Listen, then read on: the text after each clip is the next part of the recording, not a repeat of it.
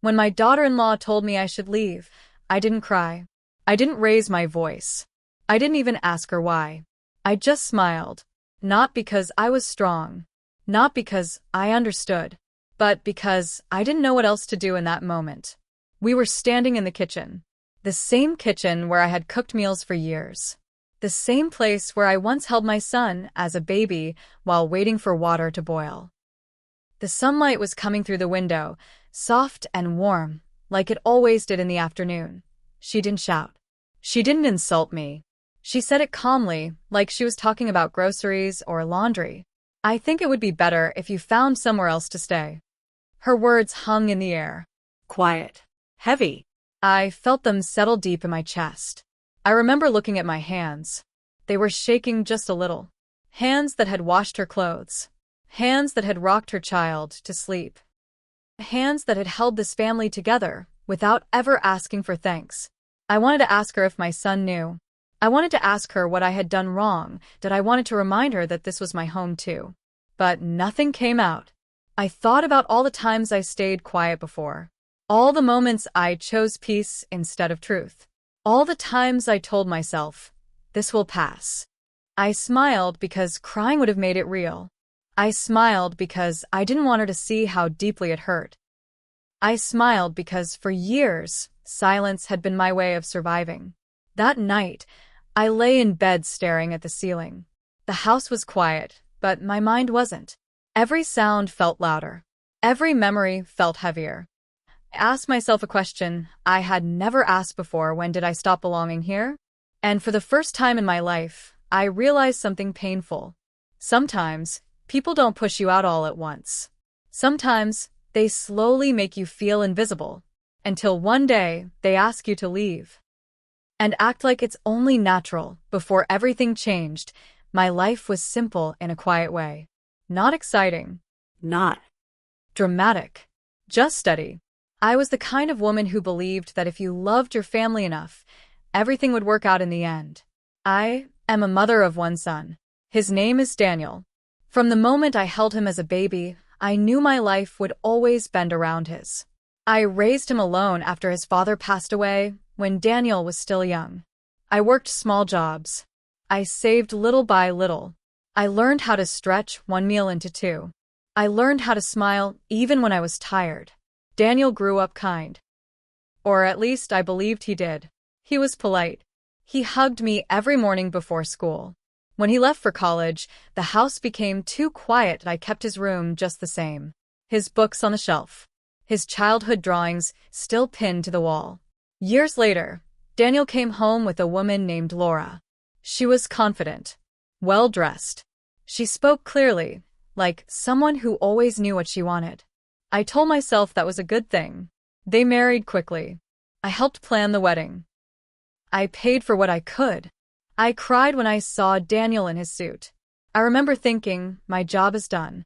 He will be happy now. After the wedding, they asked me to move in with them. It will be easier for everyone, Daniel said. You won't be alone, Mom. I did not hesitate. I sold my small house. I packed my memories into boxes. I told myself that families are meant to live together. At first, everything felt fine. I woke early. I cooked breakfast. I cleaned quietly. I stayed out of the way. Laura never asked me to help, but I did anyway. I thought that was love. I folded her clothes carefully. I washed dishes even when she said she would do it later. I watched their children when they were born, so Laura could rest. I never complained. Not when my back hurt. Not when my name was never called at the dinner table. Not when conversation stopped when I entered the room. I told myself this was normal. Young couples need space. Mothers must learn to be invisible. I had my own small room at the end of hallway. It used to be a storage room. They cleared it out for me. I was grateful.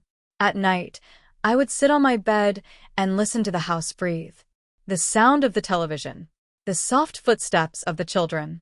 The laughter that did not include me. Sometimes Daniel would pass by my door. He would smile. Everything okay, Mom? I would nod. Always nod. Laura was polite, but distant. She spoke to me like one speaks to a neighbor. Never rude. Never warm. If I offered advice, she smiled thinly. If I stayed silent, she seemed relieved. I began to shrink myself without noticing. I walked softer. I spoke less. I learned which cupboards were mine and which were not. I told myself I was lucky. Many mothers live alone. Many are forgotten. Still, there were moments that stung. Family photos where I stood at the edge. Holidays where my name was left off the plans. Decisions made without asking me, even though we lived under the same roof. But I stayed quiet. Silence became my habit. My safety. I believed love meant endurance. I believed if I asked for nothing, I would never be a burden. I believed my place was to support, not to be seen. I did not realize then that silence can teach others how to treat you. I did not see that each quiet yes was slowly becoming permission. I thought I was building peace. I did not know I was disappearing, and that was the life I was living. The life I accepted. The life I thought would last. Until the day Laura stood in front of me, calm and steady, and said words that made me understand everything I had refused to see. Little changes began to show, quietly at first. So quietly that I told myself I was imagining them. My daughter-in-law, Emily, stopped asking me how my day was. She stopped smiling when I entered the room. At dinner, she would speak only to my son. Her voice stayed polite, but cold. If I asked a simple question, she answered without looking at me. Sometimes she did not answer at all. I tried to be helpful, the way I always had been.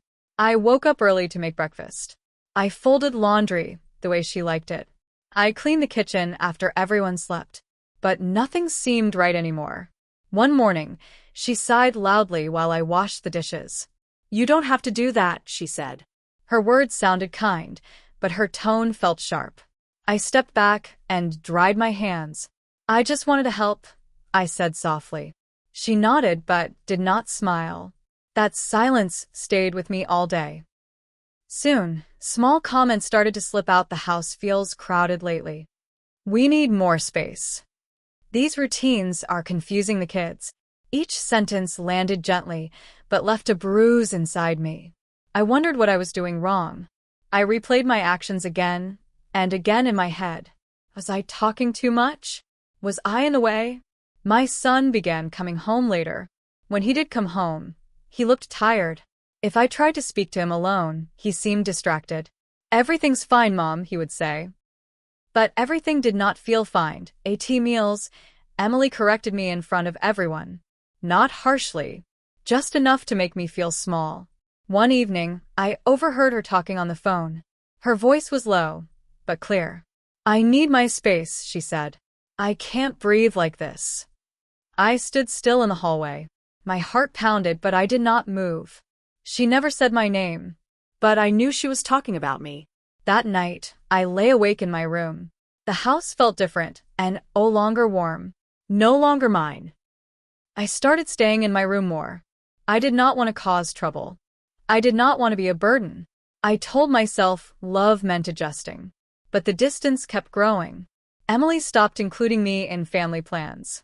If guests came, she introduced me like a visitor. "This is my husband's mother," she would say.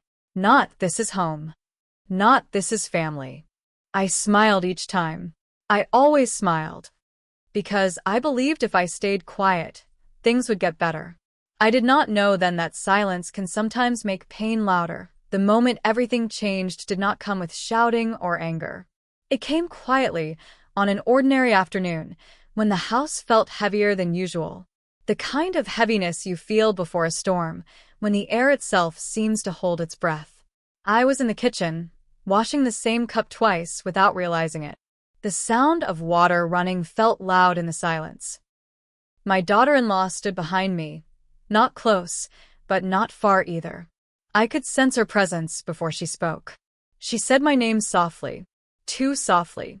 I turned around and saw her hands folded together, her eyes fixed on the floor. My son was not home. That should have told me something right away. She took a breath and said, "I think it would be better if you stayed somewhere else for a while." For a moment, I did not understand the words. They floated in the air, empty and strange, like they belonged to another room. I waited for her to explain, to laugh, to say she meant something else. But she didn't. She went on, speaking slowly, carefully. She said the house felt crowded. She said she needed space. She said it would help everyone if I moved out. Each sentence landed gently, but together they crushed me. Not because of how she said it, but because she said it at all. I looked at her face, searching for doubt, for fear, for kindness. There was none. Only decision. I wanted to remind her of the nights I stayed awake when her children were sick, of the meals I cooked when she was tired, of the years I gave without asking for anything back. But the words stayed trapped in my chest. Instead, I smiled. A small, polite smile that did not reach my eyes. I said, "If that's what you think is best." Even as I said it, something inside me broke, not loudly. Not all at once. It was the quiet break of a thread that had been holding everything together. That night, I sat alone in my room, staring at the walls I had helped paint. I listened to the house sounds, the ticking clock, the hum of the fridge, distant laughter from another room. Sounds that once felt like home now felt like reminders that I no longer belonged. When my son came home later, he did not come to talk to me. He went straight to bed. That was when I knew. This was not just her decision. This was the moment I finally saw the truth. I was no longer a part of the life I had given everything to. After she told me to go, the house felt different. Not louder. Not angry. Just empty in a way I had never felt before. I packed slowly. Not because I had many things, but because every small item carried a memory. A cup I used every morning. A shawl I wore when the house felt cold. A small photo of my son as a boy, smiling without worry. No one stopped me. My daughter-in-law stayed in her room.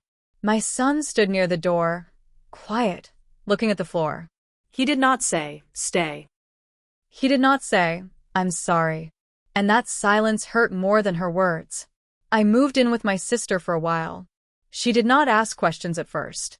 She just made tea and let me sit near the window. Sometimes kindness does not need words. In those quiet days, I cried softly at night. Not because I hated them, but because I finally understood something I had avoided for years. Love does not grow when only one person keeps giving. I had spent so long trying to keep peace I stayed quiet to avoid fights.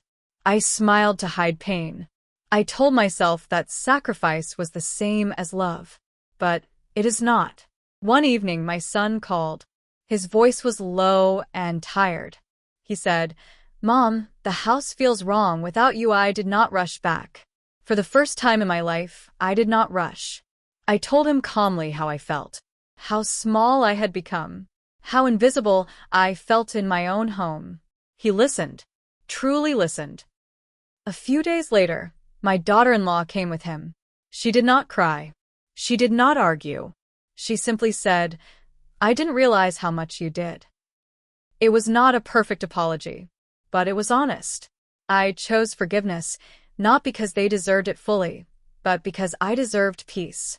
I returned home, not as someone begging to belong, but as someone who knew her worth. Things are still quiet sometimes. But now my silence is a choice, not a burden. And in that quiet, I finally feel seen. Today, I understand something important. Silence can protect you, but it can also hide your pain. Love should never require you to disappear. I forgave them, not because they asked, but because I needed peace. I learned that my worth does not depend on where I live. It lives inside me. If you are listening to this and feel unseen, remember this. You matter. Your presence matters. Sometimes, walking away is not weakness. Sometimes, it is how we finally see our own value.